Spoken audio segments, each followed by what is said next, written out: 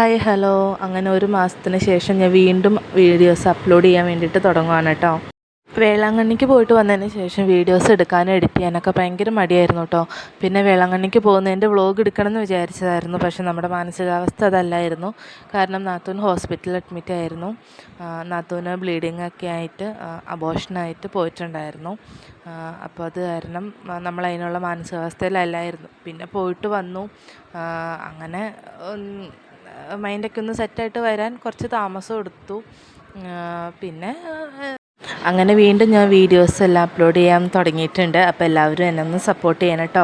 ചാനലൊന്ന് സബ്സ്ക്രൈബ് ചെയ്തിട്ട് ചാനലൊന്ന് സപ്പോർട്ട് ചെയ്ത് തന്നെ. അപ്പോൾ നമ്മളിപ്പോൾ പോകുന്നത് നമ്മൾ പെരുമ്പാവൂർക്ക് പോകാൻ കേട്ടോ. ലാപ്ടോപ്പിന് ചെറിയൊരു കംപ്ലയിൻറ്റ്.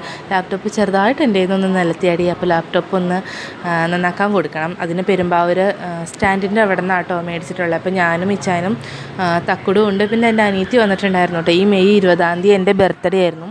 അപ്പോൾ അത് കാരണം അനിയത്തി വീട്ടിൽ വന്നിട്ടുണ്ടായിരുന്നു. അപ്പോൾ അങ്ങനെ ഞങ്ങൾ 4 ആളും കൂടിയിട്ട് പോകാമെന്ന് വിചാരിച്ചു. അപ്പോൾ ഞാൻ പറഞ്ഞു പോരെ. അങ്ങനെ ഞങ്ങൾ 4 ആളും കൂടി പെരുമ്പാവൂർ പോയി.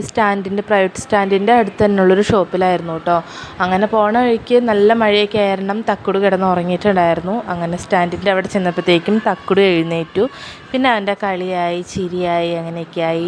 പിന്നെ ഞങ്ങൾ ഓരോ ഗ്ലാസ് ചായയൊക്കെ കുടിക്കാൻ വേണ്ടിയിട്ട് ഇറങ്ങിയിട്ടുണ്ടായിരുന്നു കേട്ടോ. പിന്നെ അങ്ങനെ ചായം പറഞ്ഞു ഏതായാലും ഞായറാഴ്ച പണിയൊന്നുമില്ല, നമുക്കെന്നാൽ ഫ്ലൈറ്റ് കാണാൻ വേണ്ടിയിട്ട് പോയാലോ എന്ന് ചോദിച്ചു കേട്ടോ. പിന്നെ ഞാൻ പോകണ്ടെന്ന് പറയില്ല. അങ്ങനെ ഞങ്ങൾ മഴയായ കാരണം തിരക്കൊന്നും ഉണ്ടാവില്ലായിരിക്കും എന്നാട്ടോ ഞങ്ങൾ വിചാരിച്ചിട്ടുണ്ടായിരുന്നു. പക്ഷേ വിചാരിച്ച പോലെയല്ല, നല്ല തിരക്കുണ്ടായിരുന്നു, നല്ല ഭംഗിയുണ്ടായിരുന്നു.